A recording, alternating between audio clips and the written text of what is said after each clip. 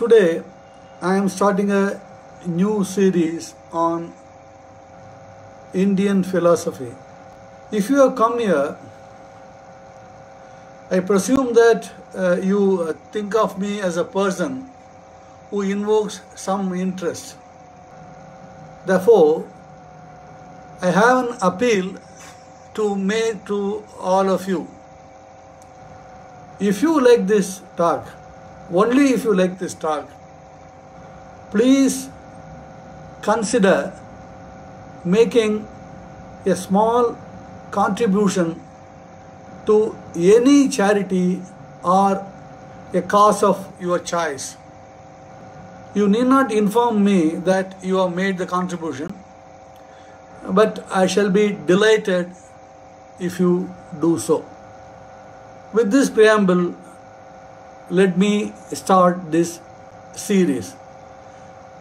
This, I am sure, will be interesting, and I will try to make it as interesting as possible. The very word philosophy gives us a shudder. Most of the words that books on philosophy contain are either funny sounding or forbiddingly technical. They try to explain complex ideas in a language that is even more complex to a lay person. It was initially quite difficult for me to understand what they were saying whenever I opened a book on philosophy. I persisted, and the rewards, I must assure you, were well worth the persistence. With regard to Indian philosophy specifically, the problems are manifold. Firstly, most of Indian philosophical works are written in Sanskrit, a language many of us are not familiar with.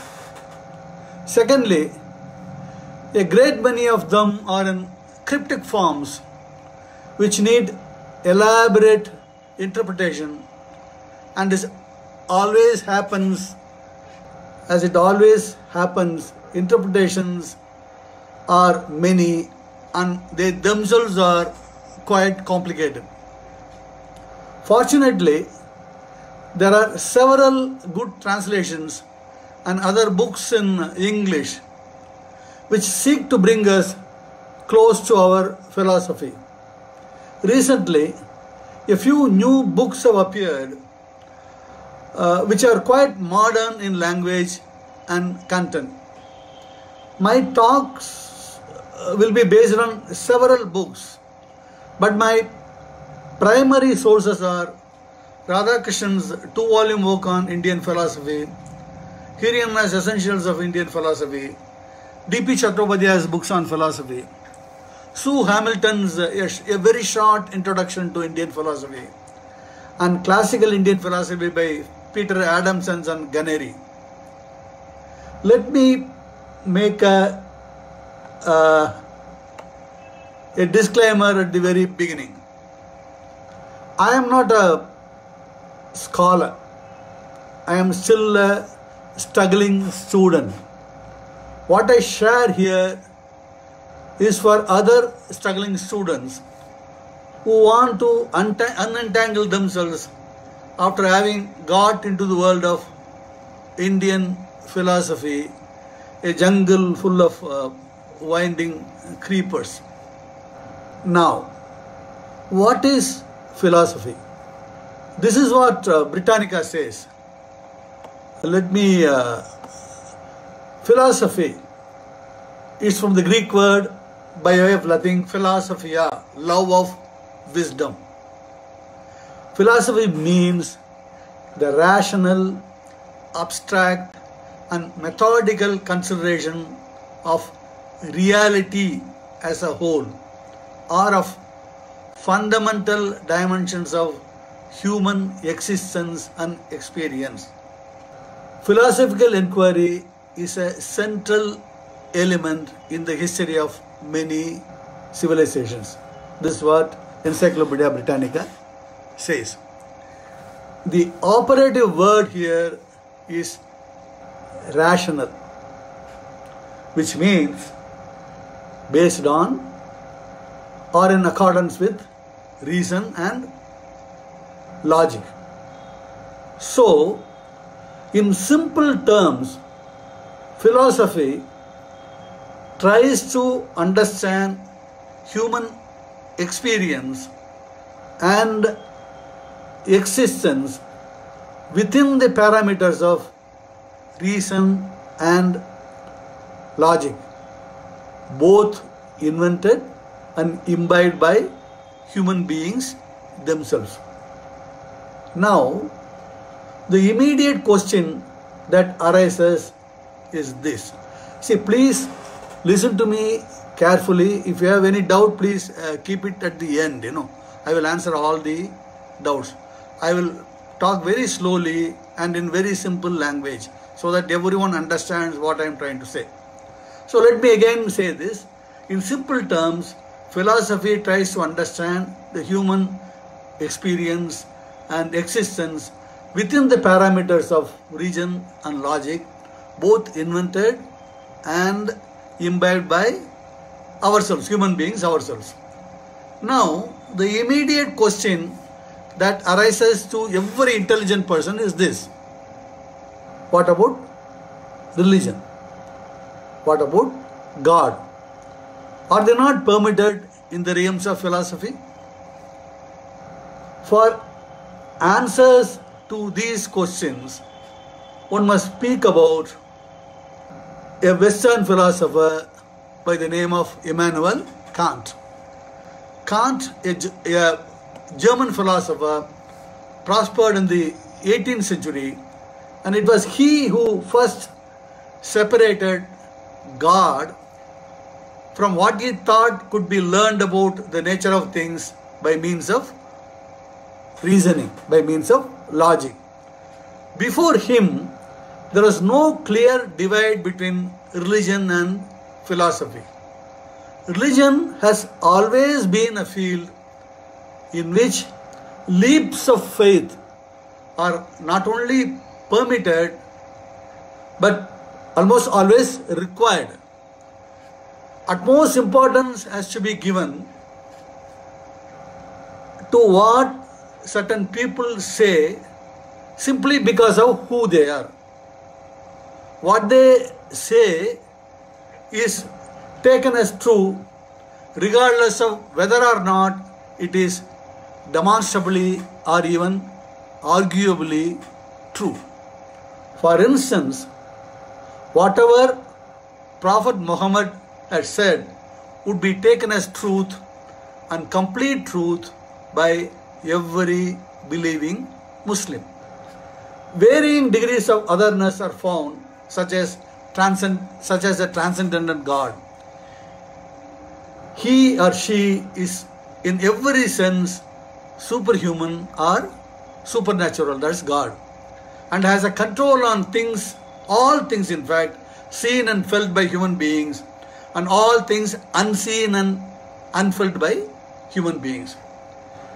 Nature operates as per the dictates of God or as a sort of a pattern. All or any of such factors are believed by adherents of different religious traditions, either unquestioningly or within a questioning framework, and as such these people are known as believers. A key point for believers is that they also believe that practicing their religion is directly linked with their destiny, this is very, very important. The details of this relationship, of course, vary. Some people may think that their life here and now are affected by their religious beliefs and practices. Others may think the effects are experienced only after you pass away, only after your death. Some may believe that what happens to them now and after death is brought about directly by their own beliefs and practices. Some believe that destiny is entirely in the hands of whatever transcendent or superhumanly powerful other they believe in. That everything is in the hands of God. Some believe there is a combination of these two, free will and all those things. No, I don't want to go into all those things. However, the existence of this relationship between religious beliefs and practices and the individual's destiny, particularly after death, is why religions are referred to as soteriologies, that is, systems of salvation. In stark contrast to this, since Immanuel Kant, the discipline of philosophy has been chained to one principle. What is that one principle? The investigation of what can be known of the nature and structure of reality will be by means of rational argument alone. This is very, very important. That is, the investigation can be done only by means of rational arguments alone. Whatever specific topics philosophers concern themselves with, the way they do it must be logically watertight. No leaps of faith are permitted. No one's word is privileged over rationality, and no part of the exercise is anything other than an human intellectual endeavor. Furthermore, philosophizing, whatever it is about, is considered purely as an intellectual end in itself and may not have any effect on one whatsoever. Philosophy is simply not a system of salvation. On the other hand, that is an important aspect of what distinguishes philosophy from religion. Let me again summarize. This appears to be slightly complicated. Let me explain this in some simple terms. In religion, leaps of faith are permitted. We are permitted to have supernatural powers in the system. We are permitted to accept what certain persons say without questioning them. On the other hand, in philosophy, we have to depend on human intellect and the restraints rationality and logic impose on us. Everything can be questioned. In fact, everything has to be questioned. For instance, many of us in our household sincerely believe that the very reading of a religious text, say Sundarakandam, or chanting Kandasashti Kavasam, will result in great things happening in our families. Philosophy does not give any such guarantee. Reading philosophy or listening to lectures like mine may give you a severe headache and nothing much else. Despite these differences, the two fields, the field of religion and the field of philosophy, have several things in common. The most important commonality is obvious, in fact, is that they both are concerned with the nature of reality, the nature of human existence. Let us analyze, the statement that there is God and He is a creator of human beings with souls. Even this bare statement tells us that there is God and there are non-gods who have souls that could be immortal and everlasting.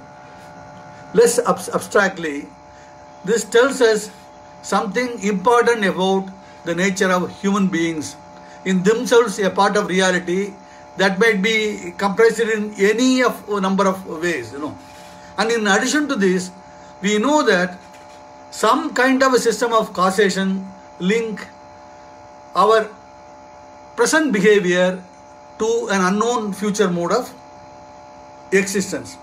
It is because of these common things that most of the Western philosophers were deeply religious.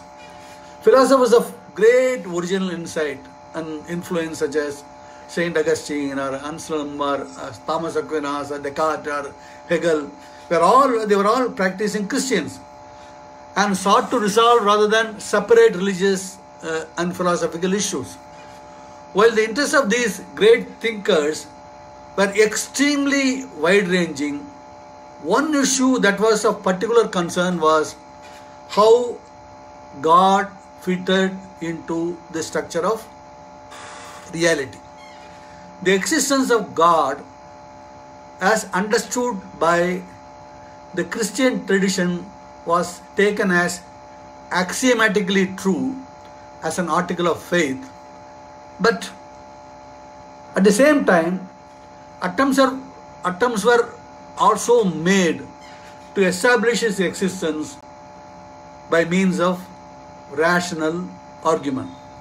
In this way, faith, they thought, would be in harmony rather than at odds with reason. It was also argued, it was also argued, notably by Descartes, that the nature of God was such that one might safely rely on his assistance in overcoming the limitations of reasoning alone. This is what Descartes said, We could seek the assistance of God when our reason, limits us, that's what he said. Faith thus combined with reason in the quest of understanding, and it indeed extended the possibilities of understanding. Such philosophers were, of course, aware of what they were doing, but they believed their approach a wholly legitimate one. The first philosopher in the West who seriously questioned the legitimacy of mixing faith and reason in the quest of knowledge was Kant. Kant insisted that what one could know for certain was strictly limited to what could be ascertained by means of reasoning. And this did not include anything to do with God.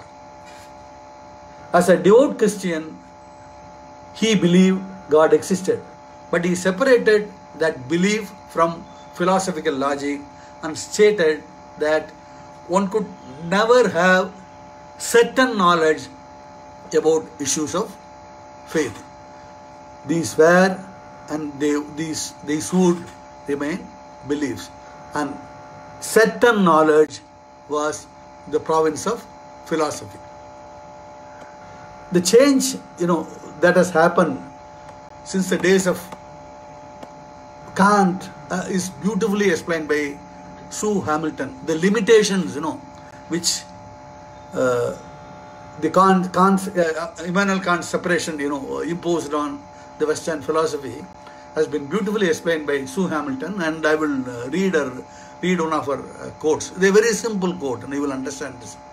The Western philosophical tradition nowadays purports to concern itself only with certain knowledge and investigates only those issues that can be considered by means of logical argument.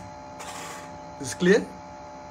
So rigidly has this methodological criterion come to be imposed that since the early 20th century, the majority of philosophers have not concerned themselves with big metaphysical philosophical questions such as what is there, what exists, what is the absolute truth about the nature of reality. Some would even say that addressing such questions involves deductions so speculative to be safely within the bounds of possible intelligibility, and so the issues are best left alone, which means they don't want to touch these issues. Modern philosophy doesn't want to touch these important issues. Others maintain that questioning relating to anything that might extend beyond empirical human experience are intrinsically nonsensical. That's what most of the modern philosophers feel, is that the questions like what exists, what is there, what is absolute truth about the nature of reality are all essentially, such questions are nonsensical. I don't think these questions are nonsensical. Our discussion will be concerned with classical Indian philosophy. Indian philosophical systems, as we understand, or at least the one I am going to discuss, have almost nothing to do with modern Western philosophy. They have everything to do with philosophy as understood before Immanuel Kant arrived on the scene.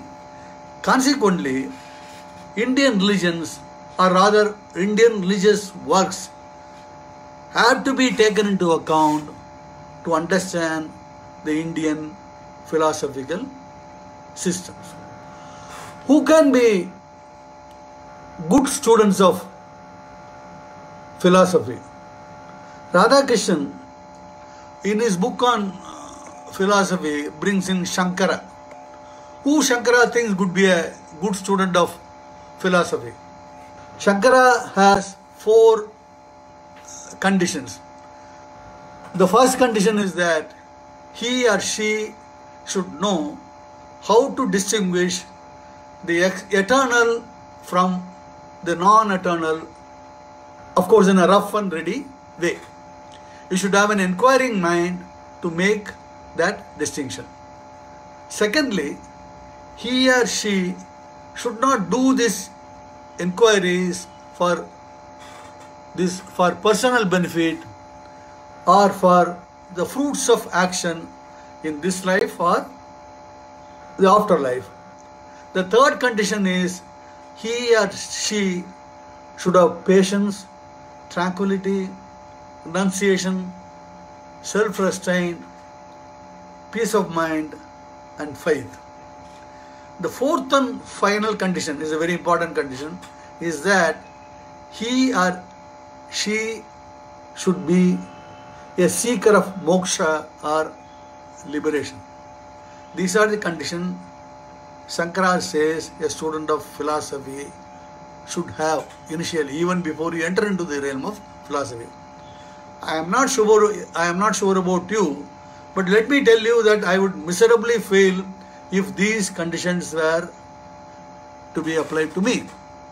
Thus, by definition, my understanding of philosophy is inadequate and is unlikely to ever become adequate. So you have a chance to scoot. If you don't want to listen to me, you please listen to Shankara. But I have another reason for going into philosophy. Yes, inadequately equipped I am, and many of us are. Okay, we are still interested in philosophy. Russell says there's a personal answer. Why philosophy? He says, this is what Russell says. As usual, no, he is beyond belief. Okay, this is what Russell says. Science tells us what we can know, but what we can know is little. And we forget how much we cannot know. We become insensitive to many things of very great importance.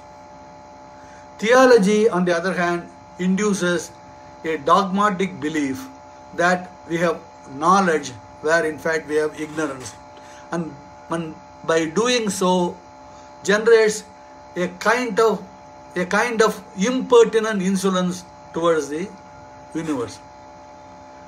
Uncertainty in the presence of vivid hopes and fears is painful, but must be endured if we wish to live without the support of comforting fairy tales. It is not good either to forget the questions that philosophy asks, or to persuade ourselves that we have found indubitable answers to them. To teach how to live without certainty and yet without being paralyzed by hesitation is perhaps the chief thing that philosophy in our age can still do for those who study it. That's why I am studying philosophy. That's perhaps why you have now come to listen to me. So, now, where does Indian philosophical question begin? This is a preamble. I want you to know what philosophy is, what Indian philosophy is, how it is different from Western philosophy as it is commonly understood now. I have explained all these things. Now is the real cookie. Now I am coming to the real thing. Okay, the real McCoy is here. Now, where does Indian philosophical quest begin? We all know in a very rudimentary way, it began in the Vedas, which later was refined in the Upanishads. Whatever had been stated in the Vedas and Upanishads were not accepted by certain other sets of intellectuals.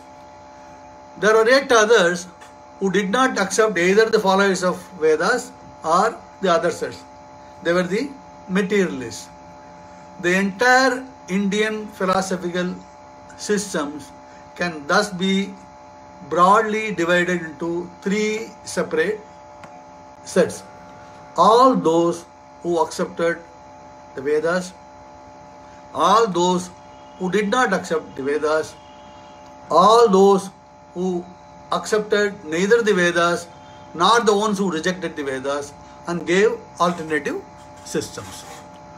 So my talks will generally follow this path. Okay. First, I'll talk to you about the commonality between various systems of Indian philosophy. Then I will speak about the Vedas and Upanishads and what they say. Then I will move on to Buddhism, all schools of Buddhism. Then Jainism. Then Yoga and Sankhya, Nyaya and Vaisheshika, Mimamsa, the Purva Mimamsa, and Uttar Mimamsa, of course, Advaita, Visishtadvaita, Madhva's philosophy, and the materialists and other schools, and if time permits, a bit about Saiva Siddhanta. My aim will be to retain your interest until the very end of every talk, and hence I will not indulge in either verbiage or diversions as far as possible. Also, I am not, this is very important, I am not going to speak from an ideological point of view. All of you know that I am a student of Marx, and I firmly believe in the materialist base of all the things around us, including us, subject of course to a speck of doubt, which as a thinking person I am entitled to have.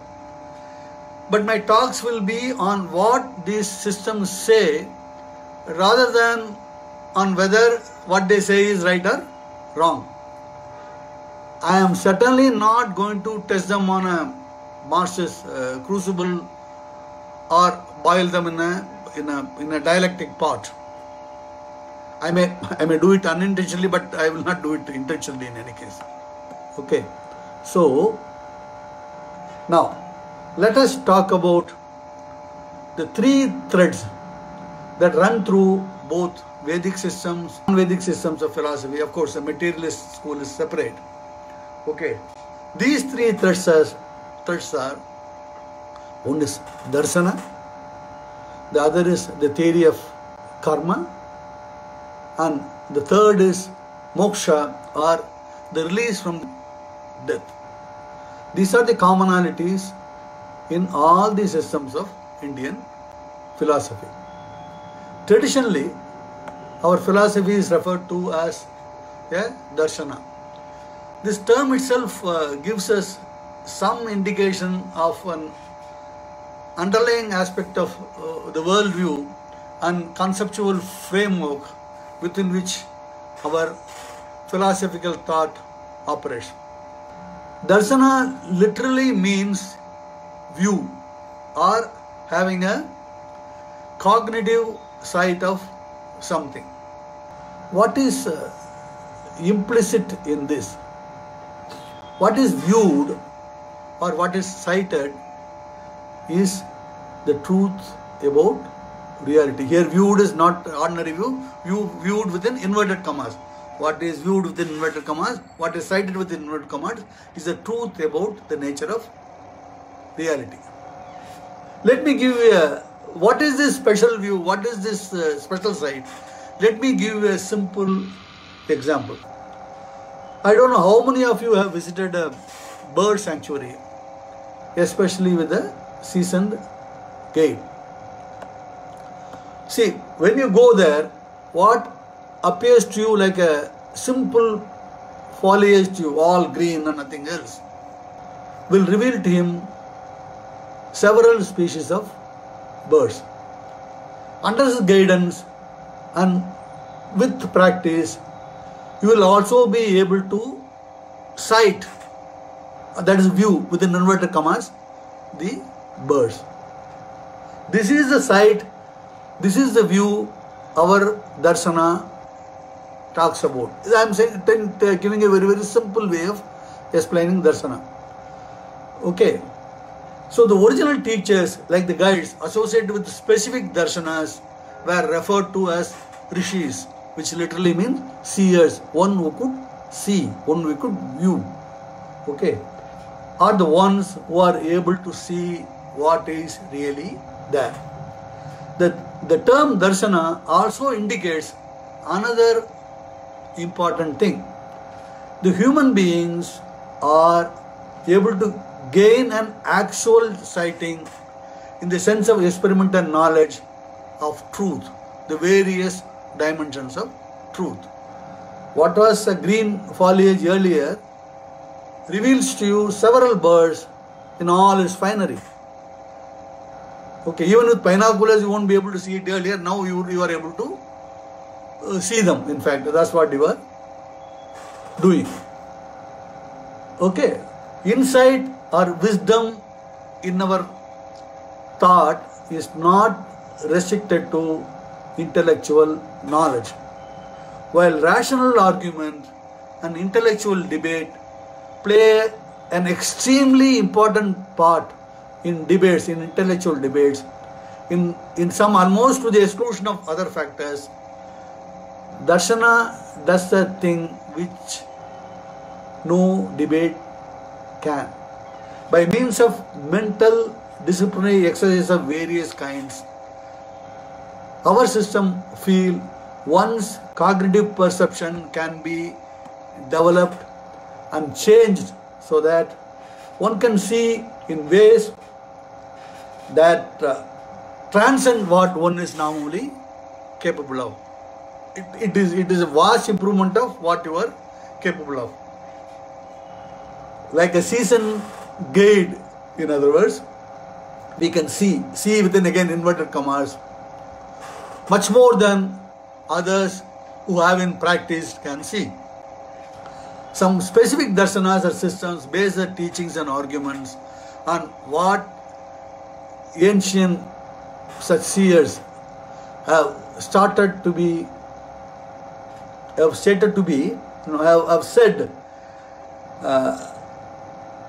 from their own insights, and the testimony of these guys is taken as having absolute validity, as valid as if one had seen it for oneself, or as if the point had been arrived at by means of logical argument alone. This is very, very important. It has the same weightage as a logical argument has. Okay. For others, the teaching of the darshana is such that anyone following it should be themselves able to see the truth it teaches. In principle, the ability to gain insight is thought to be an universal human characteristic. This is very, very important. Our system very clearly says that this is not something special. If you practice, you will acquire it. It is not that those who claim to do so, it is not that those who claim to do so are regarded as someone superhuman. This is one of the most profound differences between the worldview in which the Indian thought operates and the worldview of the West. From the perspective of the Indian worldview, though, the possibilities of changing one's cognitive perception is something to be regarded as systematically possible by means of regular disciplinary exercises. It is certainly not magic. This is very, very important. This can be obtained by anyone by regular disciplinary exercises. It is not at all that different from, let's say, systematically acquiring the ability to be a guide in a bird sanctuary, or let's say the ability to make delectable, sublime puliyodare. They require, of course, long-term perseverance and practice and involve the fine-tunings of various aspects of bodily and mental coordination, but there's nothing magical about them. They are simply regarded as skills. Okay, this is what Darshana is. Now let us talk about karma. Karma is the anglicized form of the Sanskrit word karman, which literally means action. This simply means that actions have consequences. As a corollary, inaction also has consequences.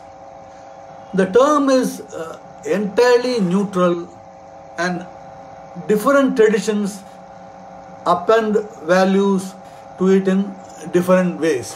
Similarly, the locus of action consequence mechanism varies in different traditions. The rationale of karma as actions having consequences originated in the actions associated with sacrificial rituals. The performance of sacrifices was believed to bring about certain specific consequences that contributed to the optimum functioning of the universe, the cosmos. The ritual action to which consequences were linked with were either physical or verbal, which means making a right sound was an act and accuracy was essential for the reward expected. That is, if you chant a mantra accurately, the reward will be very, very good. Thus, what made an action right or good was its correctness, and the values associated with such an understanding of karma were not moral ones. This is very, very important. Okay. If you do something, you will get a reward. Okay. What you do need not be, morally correct. This difference one should know. Initially it was that way. Initially, if you do this, you will get a reward. You may do this to kill someone also. Yeah, your enemy. You will get a reward if you do it correctly. By the 5th century BCE, alongside the earliest understanding of karma, it was also being taught that living one's life according to duties prescribed by religious teachers, the acting out of duties, including but not limited to the performing of sacrificial rituals, would be beneficial consequences for individual themselves. That is, if you do your duty, it will be beneficial to you. This came later. This is the next stage. At this stage, karma came to be associated with the life of rebirth.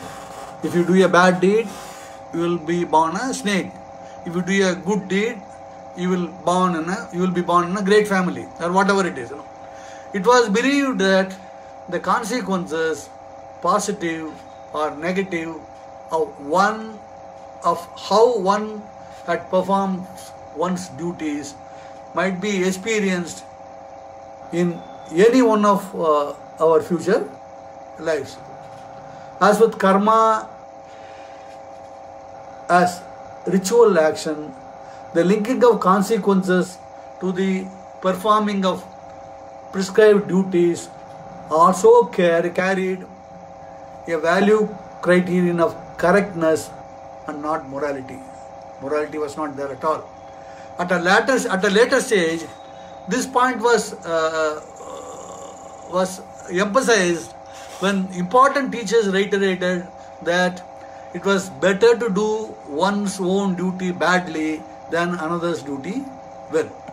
Not only that, it is better unquestioningly to do one's duty, however seemingly immoral it might be, than to neglect it on the basis of moral principle. Am I right? This is how karma was interpreted by. So what are the system? I will come to it later. This is a commonality. Other interpretations of the mechanics of karma that were taught during the 5th century BCE included those of course, the Jains and Buddhists. The Jains stated that all actions which they classified as verbal, physical and mental caused particles of matter to stick to one's soul. It was this that weighed it down and kept it being reborn in the cycle of rebirth. Because Jains also believed that one should strive to free one's soul from this predicament, that teaching implied that all karma is bad karma. There cannot be no good consequence of an action. In contrast, in stark contrast, according to Buddha, the operating of karma is radically moral. It is Buddha who brought morality into karma. That's what I think. Yeah.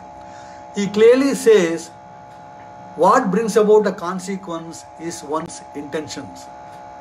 One's intentions, Buddha stated, are one's actions. It is not one does outwardly and visibly that counts, but the state of one's mind. So here, the karmic mechanism is not located in what is normally meant by actions. While it is differently interpreted by different schools of thought, it is nevertheless a fundamental part of Indian worldview as a whole, accepted by all but a relatively small school of radical materialists. And since the 5th century BCE, the notion of karma has generally been associated with the belief that individuals experience successive rebirths. The action-consequence mechanism acts as the fuel of the continuity of rebirth. The specific conditions of each rebirth are linked to the specifics of earlier actions. This aspect of the Indian worldview is important for us to grasp, mainly because of the way in which it is associated with insight into the true nature of reality, what we discussed earlier, darsana. Most Indian systems of thought teach that gaining such insight brings about the liberation of the individual from karmic continuity. Okay, that is for this seeing, for attaining this skill, the skill of seeing, the skill of viewing, that we are being born again and again and again. In presenting his view of truth, each darsana is describing what it is that its practitioners will see, and the importance of the goal, what Westerners will call salvation, explains why each school of thought considered it so important to establish the coherence, the validity and the efficacy of its teachings. This is the third common aspect among the Indian philosophy. That is why should you see? You should see because you will attain moksha, or you will attain deliverance, or you will attain liberation, which is the release from the cycle of birth and death. Thus, the three things that are common to all the philosophical systems of India are darshana, karma and moksha. See, another important thing, as this is what Professor Hirayana says, he says, all of them, including the Buddhists and Jains, believe that the evil of samsara carried with it the seeds of its destruction, and that it is sooner or later bound to be superseded by the good.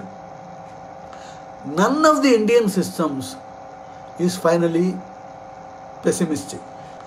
As noticed by Max Muller long ago, the Sanskrit word Sat means not only real but also good.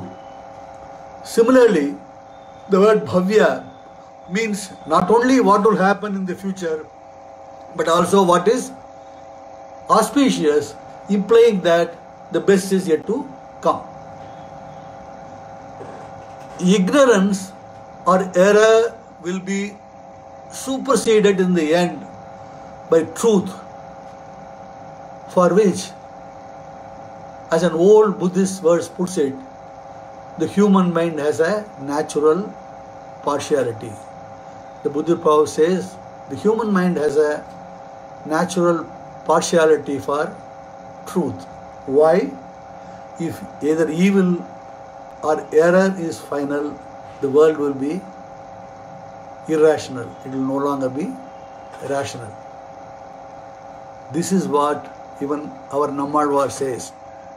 Vaigundam puguvadu mannavar vidhiye. All human beings are destined to attain Vaikunda or moksha. This is what Nammalvar says. Anyway, let me summarize what I said today. What I said today was very in 4 or 5 words I will summarize. Philosophy is the rational consideration of reality of human existence and experience. It was really dealing from religion only from the 18th century after the advent of Immanuel Kant. Indian philosophy, as we understand, is of course linked with religion, but it is distinct from it. There are of course several things common between religion and philosophy.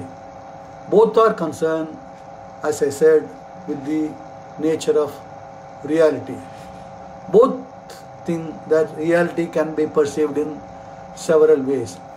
All Indian schools of philosophy, except the materialist schools, have 3 things in common. That is darshana, karma and moksha.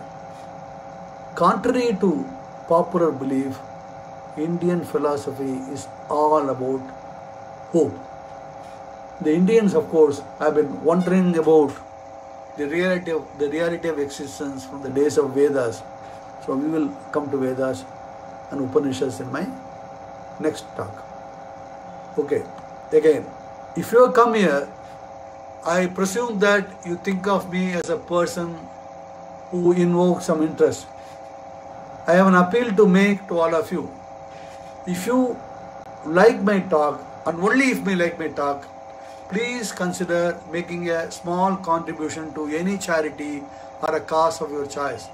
You need not inform me that you have made the contribution, but I shall be delighted if you do so.